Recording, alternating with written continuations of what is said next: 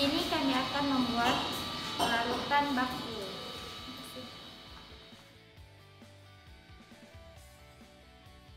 Nah, yang pertama ada neraca analitik, ada mikropipet, labu ukur 100 ml, gelas beker, kaca arloji, pipet tetes, spatula, dan batang pengaduk. Nah, buat bahannya sendiri ini ada larutan H2SO4, padatan Cu2SO4, padatan NaOH, dan aquades. Jadi di dalam gelas beker itu ada aquades. Sebelum membuat larutan baku, yang pertama harus kita lakukan adalah membersihkan semua alat dengan menggunakan aquades agar alat-alat yang kita gunakan steril. Larutan pertama yang kami buat adalah H2SO4 dan akan dijelaskan oleh Wahyu dan Budi.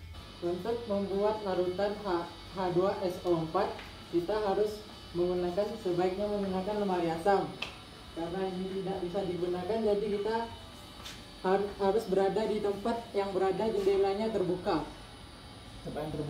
Karena larutan H2SO4 berbahaya, sebaiknya menggunakan masker respirator untuk menghindari hal-hal yang tidak diinginkan. Jadi, yang pertama kita lakukan sebelum membuat larutan itu, kita menuangkan larutan H2SO4 ke dalam gelas beker secukupnya saja.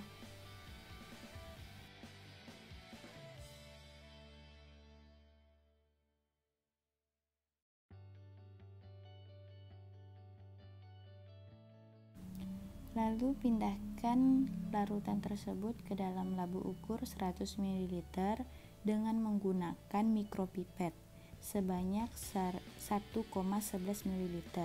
Dikarenakan untuk mikropipet hanya 200 mikro, jadi pemindahan larutan H2SO4 sebanyak 6 kali tetes. 5 kali untuk 200 mikro dan 1 kali untuk 100 mikro.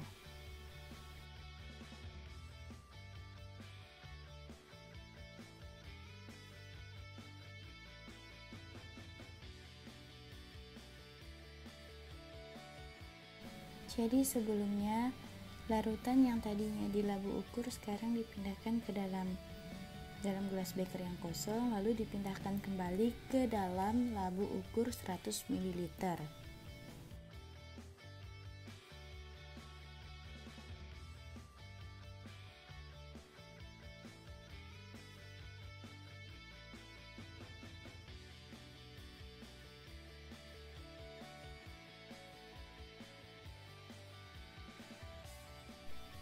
Nah, setelah itu larutan yang tadinya ada di dalam labu ukur itu diaduk sebanyak 3 kali dengan cara membolak-balikkannya. Nah, di sini labu ukurnya sudah tertutup rapat.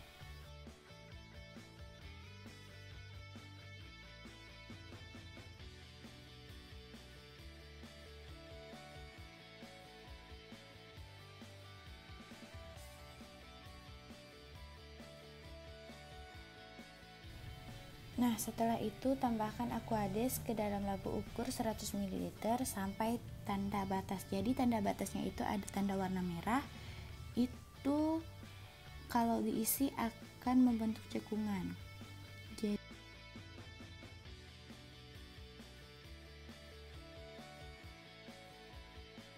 Jadi tadinya aquades tersebut hanya diisi setengah. Lalu untuk sampai ke tanda batas harus menggunakan pipet tetes. Jadi di sini untuk memasukkan aquades tersebut harus dengan cara hati-hati dan pelan-pelan. Nah, setelah larutan dan aquades sampai ke tanda batas, tutup kembali labu ukur 100 ml, lalu aduk seperti yang tadi agar merata. Nah, setelah larutan tercampur rata, proses terakhir yaitu pelabelan. Di mana pelabelan ini yang ditulis adalah jenis larutan yang kita bikin, terus volume yang kita pakai berapa banyak, lalu tanggal pembuatan. Jadi contohnya di sini H2SO4 dengan volume 1,11 ml pada tanggal 17 Juni 2020.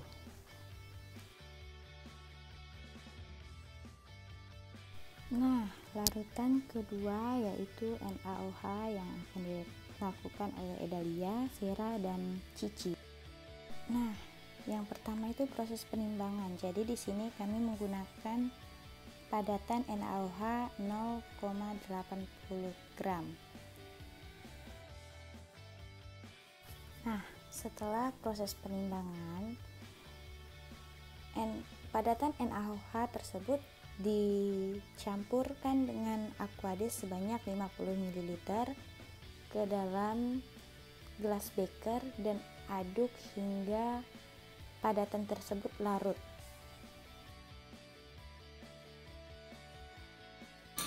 Aku zoom. Ya, majuannya.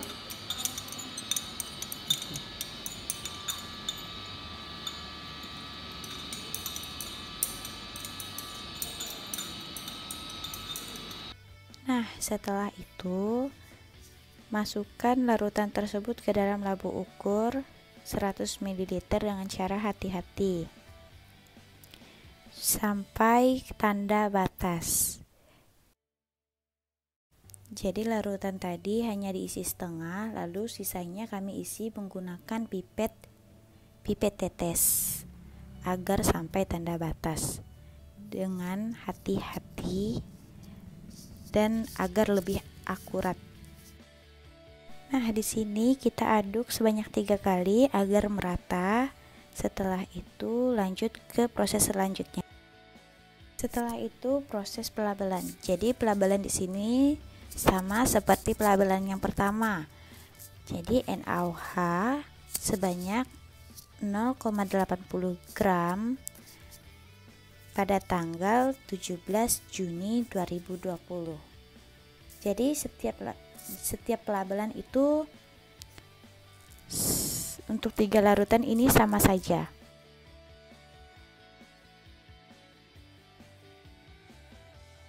Untuk larutan ketiga ini dilakukan oleh Cici dan Sera.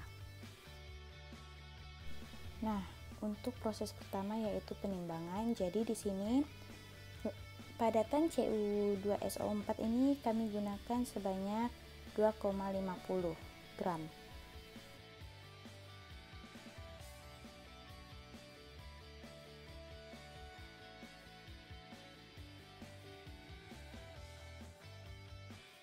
Nah, setelah itu pindahkan padatan tersebut ke dalam gelas beker, lalu tambahkan dengan 50 mg Aquades.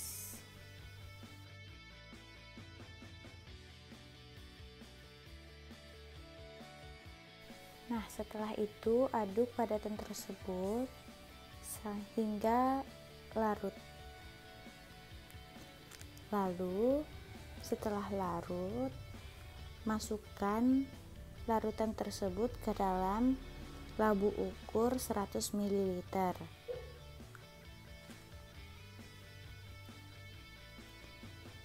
Nah, setelah itu masukkan sampai setengah, lalu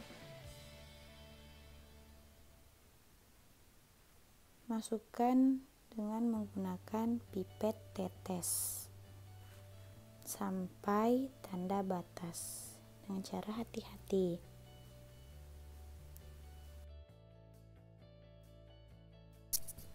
Nah, setelah itu tutup labu ukur, lalu aduk larutan tersebut sebanyak 3 kali agar tercampur dengan rata, dan selanjutnya lanjut ke proses pelabelan. Nah, proses terakhir yaitu pelabelan. Jadi pelabelan di sini sama saja seperti 2 larutan sebelumnya. Jadi Cu2SO4 sebanyak 2,50 gram pada tanggal 17 Juni 2020. Nah, setelah selesai membuat larutan, jangan lupa mencuci semua alat dengan bersih dan dengan menggunakan air yang mengalir. Nah, sekian dari kelompok 3 tentang pembuatan larutan baku. Mohon maaf jika ada kekurangan dan kesalahan, dan terima kasih.